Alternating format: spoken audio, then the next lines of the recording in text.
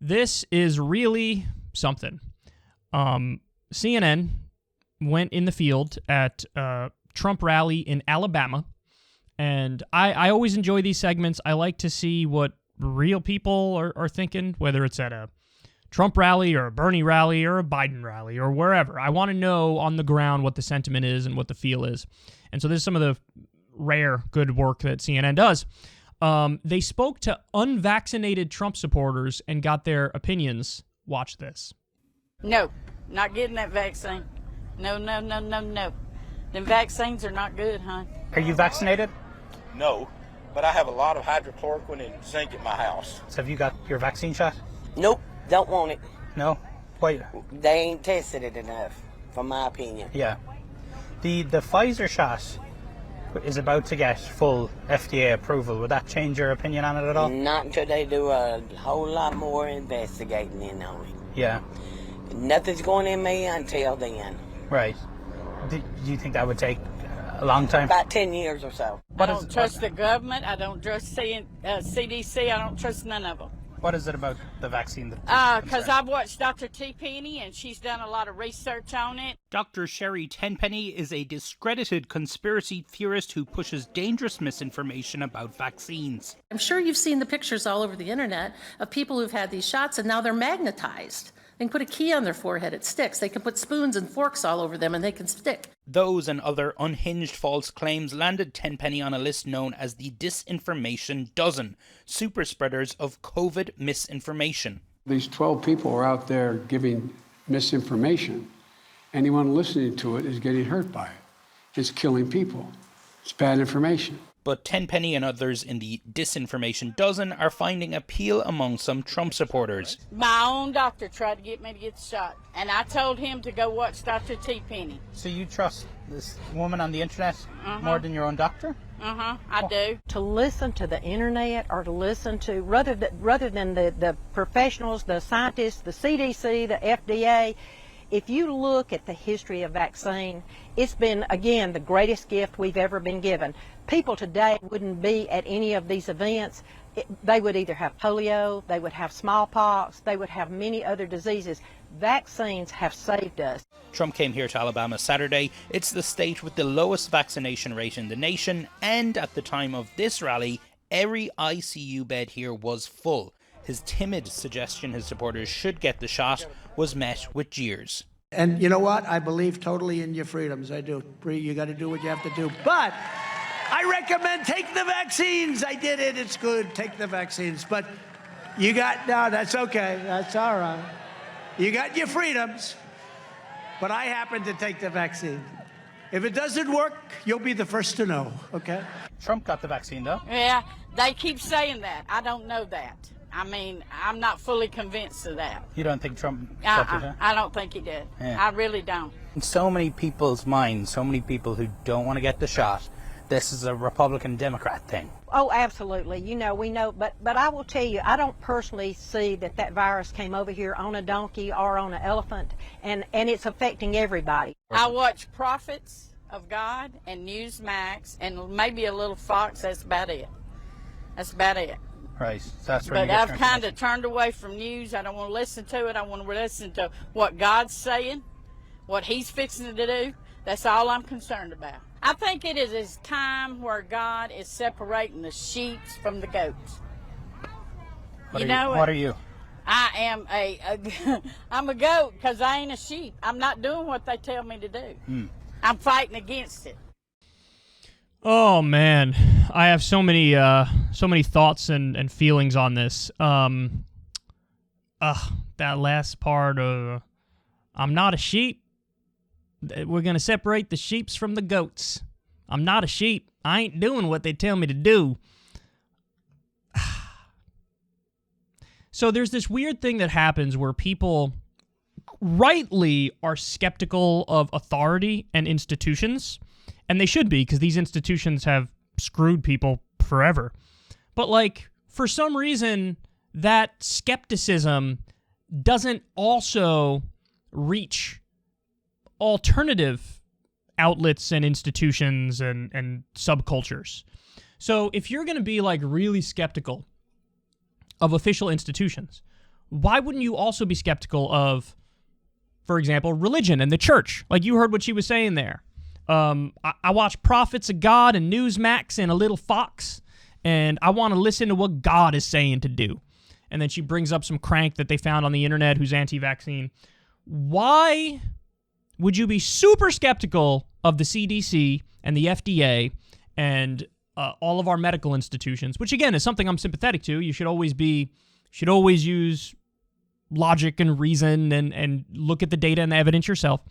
But like, there's zero skepticism when it comes to Newsmax and Prophets of God and Fox News, and you say you want to listen to what God is saying. How the hell do you know what God is saying? God doesn't talk to you directly. If you're hearing voices in your head, you're a paranoid schizophrenic. You should probably go get some medical help. So I never understood that. I never understood I'm really skeptical and questioning of institutions on the one hand, but then on the other hand, I'm a complete mark for alternative institutions to, corrupt my mind and feed me lies. And you see this all the time. Like, trust in the church in these areas is through the roof. But like, trust in government is nearly non-existent. It's like, maybe you should really be skeptical of both.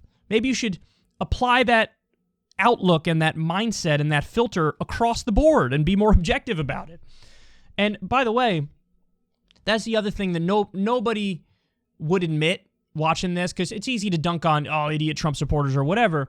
But like, it is true that a lot of these institutions have earned this, dismissive attitude.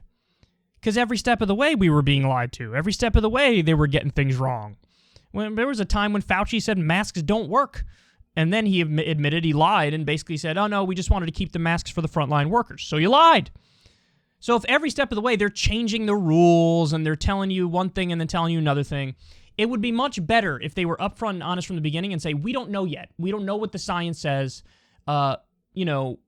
We can try to give you answers, but know that these things aren't necessarily definitive until we have way more data and all that stuff. But they didn't. They really sort of lied and projected a fake confidence. And so a lot of people turned on them, which is understandable. Now, the beginning, she's like, vaccines are not good, hun. One of the ladies makes a good point there. It's like, it's so weird. There's this one that people get stuck on because, when I was a kid, we had the mandatory vaccines to get into school. A lot of schools around the country have this. You got to get the smallpox vaccine. You got to get the polio vaccine. You got to get the measles, mumps, rubella, whatever.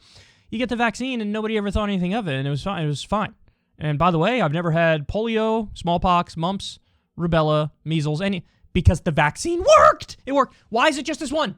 Why is it just this one? Why? Because it's the new one that's out?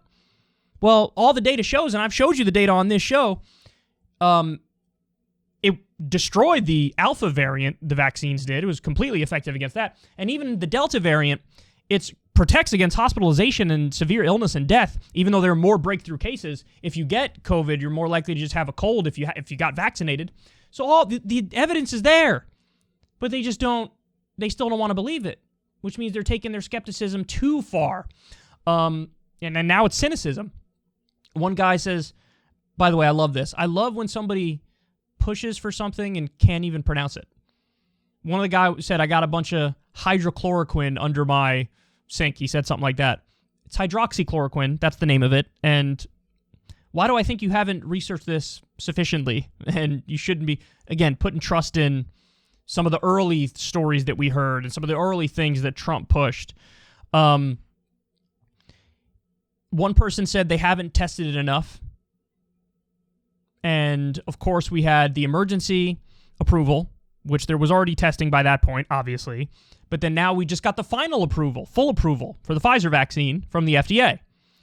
And this woman still says, not till they do a whole lot more investigation. There's no amount of investigation that's going to make her change her mind. She said, it's got to be 10 years or so.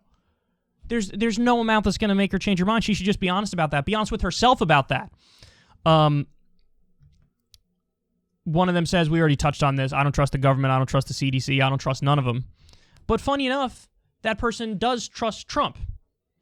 But then when Trump turns around and says, I took the vaccine and you should too, she's like, I don't believe him. I don't think that he even took the vaccine. Oh, Jesus Christ. Now in Alabama overall, vaccination hasn't cracked 40%. And like the CNN host said there, every ICU bed is full right now. The Delta surge is really hitting people hard. You got unvaccinated people are dying and being hospitalized, and it's terrible. And even vaccinated people are getting it, but they're having more mild cases, and they're not hospitalized, and they're not dying. And I mean, what else is there to say about this? It's just, it really sort of breaks my heart because there's no, what do you do? How do you get through to these people? I consider myself somewhat of an expert at getting through to people who don't agree with me. My proudest thing about this show is that I'll have people who, lean right, and we're going down the alt-right rabbit hole, or we're Ben Shapiro fans, or Steven Crowder fans, or Tucker fans, or whatever, and they'll say, hey, I stumbled across your show, and I started watching it, and you deconverted me. And so I consider myself somewhat of an expert at changing minds, but I'm also completely realistic about it, and I know that TFGs exist, too far gones exist, and it doesn't matter how good you are, what strategy you take, or what approach, and you're just not going to land. You're not going to have the impact. They're not going to trust you. And that breaks my heart when I see that, because I don't want to give up hope on people like this. I don't want to, look at these people and be like a elitist, liberal, smug, and arrogant, and dismissive, and like just looking down on them and being condescending to them. And like, I want to try to understand their perspective and then come up with a way to let them know, like, here's where you're misfiring. I agree with the distrust of institutions, but I think you should do that distrust of institutions for all the institutions. Don't give a pass to Newsmax or the cranks on the internet or alternative medicine or the church. Like, be just as skeptical with that as you are with the CDC and the government. And, evaluate things on their own merits. And when it comes to the vaccine, if you do that, you will come to the conclusion it's good to get. It's a positive thing to get it. So, I think some of these people are TFG, but that doesn't mean I'm not going to stop trying to change their mind, because if you change even one of their minds, then that's a life that's potentially saved if they get the vaccine, because then if they get COVID, they either won't get it or it won't be that bad. So, geez. I mean, in their defense, you can go into some neighborhoods and get this is like the hardcore Republican base. It's not, a lot of people are trying to make it seem like it's just a partisan thing. It's only Republicans who are vaccine resistant and hesitant. That's not true.